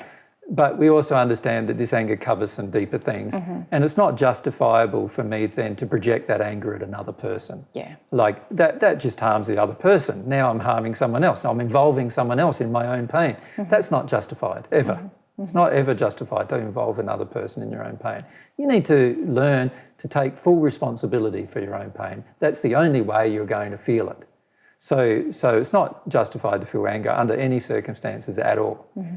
And that statement is going to confront a lot of people, because a lot of people on the planet believe that anger is justified under all sorts of circumstances. Mm-hmm. And if someone kills your child, anger is justified. If someone dies around you, that your anger is justified. It's not justified. You need to feel it, but it's not justifiable. Yeah. It's all the result of false beliefs that you have imbibed that have now become emotions of fear inside of you, and that's what's driving your anger. So it's not justified from God's perspective. Mm-hmm. God's not saying don't feel it. God's saying it's just not justified that you have it. Yeah. You can not have it. Yeah. And once you have the truth from God inside of your soul, you won't have it. Once you have God's love inside of your soul to the point of one with God, you won't have it. Mm-hmm. So it's not going to be justified, ever. Yeah. And I find that this whole concept of justified anger is what causes war. It's what causes most family-based conflicts. It's what causes a lot of disharmony in families. It's what causes most acrimonious family breakups, marriage breakups. And it causes most other problems on the planet, actually. This concept that I'm allowed to be angry because you did something. So you're really saying that as soon as we justify anger, we then are more apt to justify unloving actions taken in anger. Of course. We use it to justify, Of course. Yeah. We use it to justify all sorts of very damaging behaviour, manipulative behaviour, unloving behaviour, lies, We use it to justify all sorts of things, this anger that we think is justifiable. We're then taking a whole heap of unloving actions, none of which are justifiable. Yep. Like from God's perspective, every time you take an unloving action, it's never justified. It doesn't matter what you believe the cause is, it's never justified. It doesn't matter what's happened to you, it's never justified. That's why every single unloving choice that you make will have to be compensated for at some future time. God's laws will demand it of you, in fact. Yeah. And because God's laws all state that anything that's unloving that occurs is not justified. Yeah. It doesn't matter what you think is justified. Like you can tell yourself, oh, the whole world does it, so that's why I did it. It's not a justification. From God's perspective, that's just your fear of the world. You know, well, you can tell yourself that, oh, I protected my wife from feeling that I didn't love her because I didn't tell her that I cheated on her or something, and then, and I did it because I was angry because she, slept with somebody before, and that's not justified. Yeah. It's not. It was an unloving action you took. From God's perspective, you're going to have to pay the penalty of that unloving action through emotional processing that you're going to have to do, and none of it was justified. It doesn't matter what your wife did. She might have slept with 25 people. Makes no difference. It's not justified your response. Yeah. Right. Unloving actions are never justified. It doesn't matter what the cause, what you believe the cause is. They're never justified. Yeah. And once we stop justifying them and just feel the pain of them, we'll find that everything in the world will work a lot better. And everything in our life will work a lot more harmoniously as well. It's this constant justification of rage and anger that causes wars, that causes death, that causes abortions, that causes all sorts of things. And we need to stop doing it.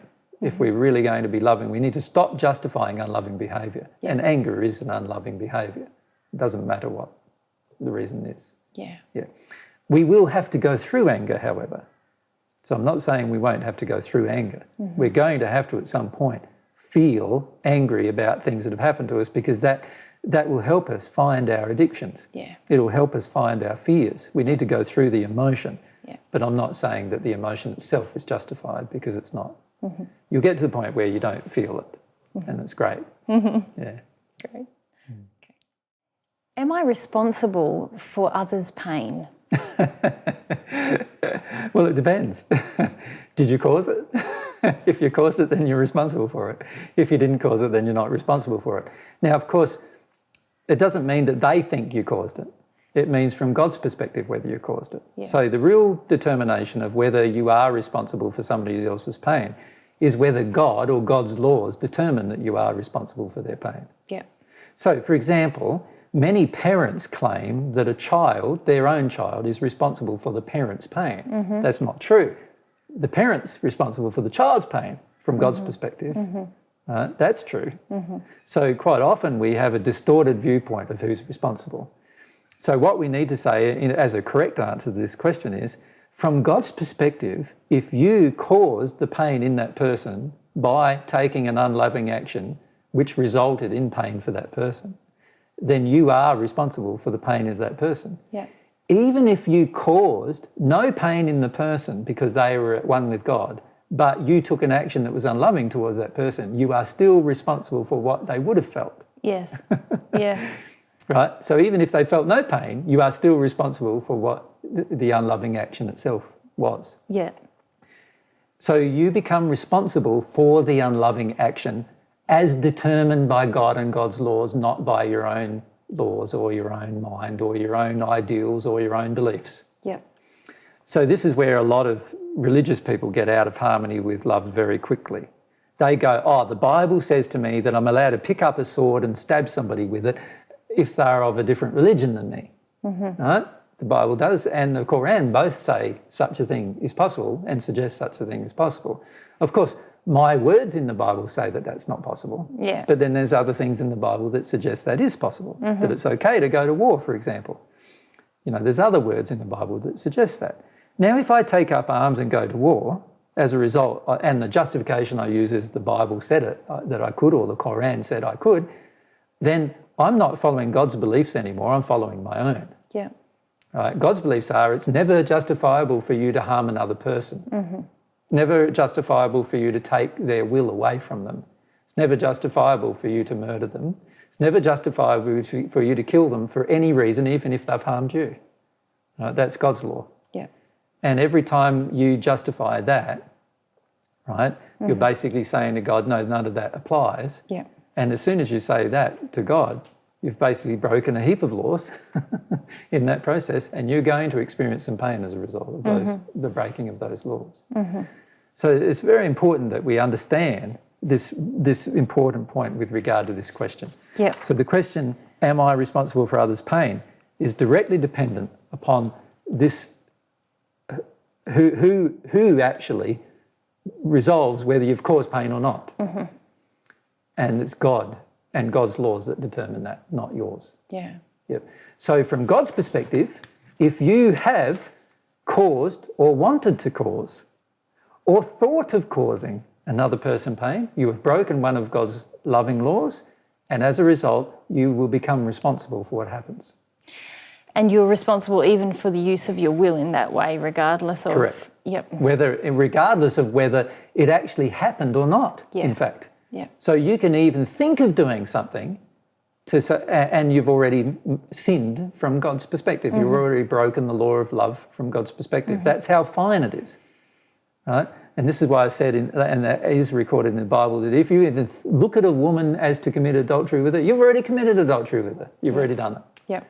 right? You've already done, every time you look at somebody and you feel like you want to murder them, you've already murdered them. From God's perspective, there is a desire in your soul to murder that person, and the law kicks into gear. The law says you're now responsible for any pain that person feels. That's a pretty fine law. It is. Because the person's going to feel some pain coming from your soul towards them going, I want to murder you.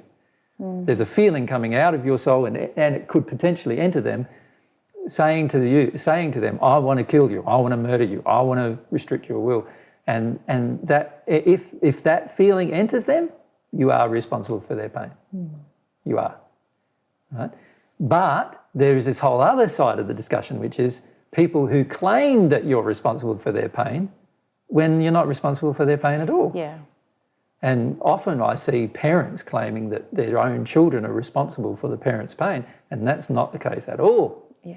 The parents are directly responsible for their parents' own pain, and the children are just reflecting the painful condition the parents are in most cases. And when I'm talking about children here, I'm talking about young children. Yeah.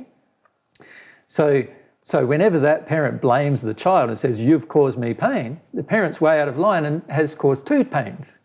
They've lied, which is a pain in itself, right, caused to the child. And then they've also blamed the child for something the parent did, which is another pain. So there's a doubling up of pain on the parent, from the parent side, from God's perspective. So this aspect of pain needs to be carefully considered. And we need to understand that a lot of times we think other people have done us pain or wrong, when really all they've done is not meet any of our addictions. And so we need to, God doesn't consider any of those pains as pain. Yeah. Every time someone doesn't meet your addictions, that's your pain, not theirs. Well, they're exposing. They're meant to not follow your addiction or meet your addictions. Yeah. In fact, if they meet your addictions from God's perspective, they've caused you pain. The opposite to what you believe many times. Yeah. So this is a problem with codependent relationships. You've got one person in the relationship giving emotions to the other that are addictive. The other person receives them. Now, that person who's given to that person has harmed the person, even though the person wanted that emotion or that feeling. The other person has harmed them. And the other person having a demand on the first person is harming them. Yeah.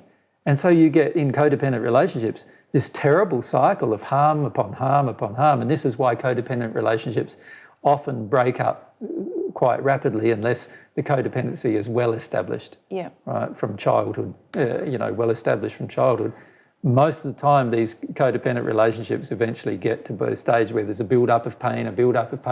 And as long as both accept each other's pain, then usually the relationship remains together. But if they don't, then they start fighting and arguing and so forth, and then there's a breakup. And the reality is they both caused each other pain. While that person gave the other person what they wanted, that person was causing them pain. Yeah. Right? The question is, what does the person need from God's perspective? They need to be loved, cared for, told the truth to. There's a whole heap of things from God's perspective they needed. And if you give them that, then it doesn't matter what they think about that. You've not caused them any pain, Yeah. whether they believe you've caused them pain or not. Yeah. Yeah. And so you don't have any responsibility for what the pain they claim that It's they your feel. fault. Yes. Yeah. You have no responsibility for that. Yeah. So when I tell someone the truth and they tell me that I caused them pain, I go, no, I have not. I can't take any responsibility for that. And I know for certain God doesn't attribute any responsibility towards me, because in telling you the truth, I've given you a gift of love, in fact. Yeah. And the fact that you don't want to receive it is one of your addictions. That's what's causing you the feeling of pain. Your addiction to not have the truth. Your addiction to believe the lie is what caused you pain. Yeah. So that's very, very different than me lying to somebody. If I lie to somebody, right, then I've caused them pain. It doesn't matter whether I did it for the right reason or not, you know. It doesn't matter what reason I did it for. I've caused them pain. Yeah. So I'm responsible for the pain they feel. So it's like a man who's in a relationship with a woman and he cheats on the woman and he doesn't tell her, right? He's caused her pain. Yeah. He's telling himself, I won't tell her, so I'm going to prevent her pain. But he's caused her pain. He's broken the relationship. Sooner or later, she'll find out, whether it's here on earth or in the spirit world. She's going to find out. She's going to feel hurt from it. And he has broken the love bond by cheating sexually on her. Yeah. That's a creation of pain, right? And so of course he's caused her pain. Whether he's acknowledged it or not, he's caused her pain. And telling her makes her pain better, not worse, because it gives her the choice to do something about it. It gives her the choice to decide what she's going to do with this man. Is she going to throw him away, or is she going to work through the issue with him, or what is she going to forgive him, or what's she going to do? She's got the choice now. Yeah. So now he's lessened her pain, even though she feels pain. Yeah. Even though she feels pain, he's been honest. So that's a better place to be from God's perspective. So her response to the honesty, right? Yeah. She shouldn't be saying to him, "I didn't want to know," because that's her now causing him pain. Does that make sense? Yeah, it does. She would say, "I want to know, right? But I now need to decide what I'm going to do with this relationship." Yeah. And this is where we often get confused with pain. Pain is often distorted by other people. They think we've caused pain when we haven't. They think we haven't caused pain when we have. And what the real judge of it is God's laws and God's principles of love. So God is the judge about all these issues of pain. God is the only person who really knows whether you have caused somebody else pain or whether they have caused you pain. Yeah. And a person who's become at one with God, of course, also knows. Yeah. Very good. All Thank right. you.